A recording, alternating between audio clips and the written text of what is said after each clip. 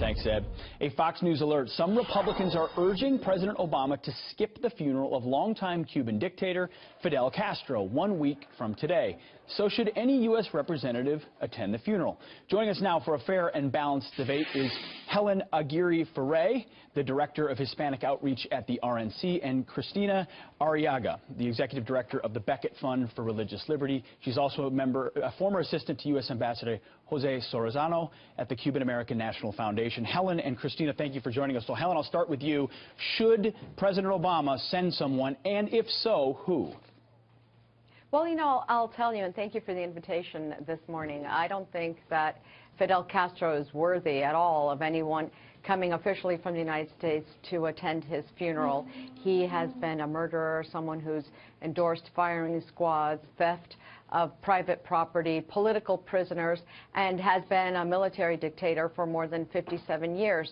So certainly not worthy of the leader of the free world to be going to Cuba. But since we do have diplomatic relations, thanks to the Obama administrations with this government, then I suppose the U.S. ambassador could attend if we really need to have somebody there. But I think it really sends a strong message to say this is a new day and a new age under President-elect Donald Trump, and we are going to be looking to get concessions from the Cuban government on behalf of the people of Cuba, who should be sovereign and currently are not. Cristina, Helen says no. Let me read a quick tweet to you as well. Newt Gingrich tweeting this yesterday: under no circumstance should President Obama or VP Biden or Secretary of State Kerry go to Cuba for Castro's funeral. He was a tyrant. Also another tweet from Marco Rubio saying President Obama issued a pathetic statement on the death of a dictator, hashtag Fidel Castro, with no mention of the thousands he killed and imprisoned, hashtag Cuba. Senator Rubio was also on our show yesterday morning and reiterated that he thinks nobody should go.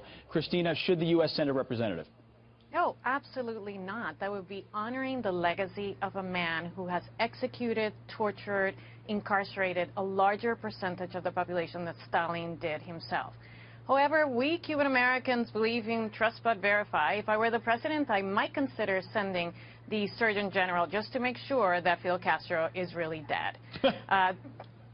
Okay, that's it. Hey, that is trust but verify, living it out, absolutely. Helen, so other than the Surgeon General, let's say we do send somebody, or let's say we don't. If we don't send someone, does it set back the ability to agitate for the political reforms that have not taken place? We've opened up economically normalized relations, but the Cuban regime still maintains complete control. Would it set us back at all?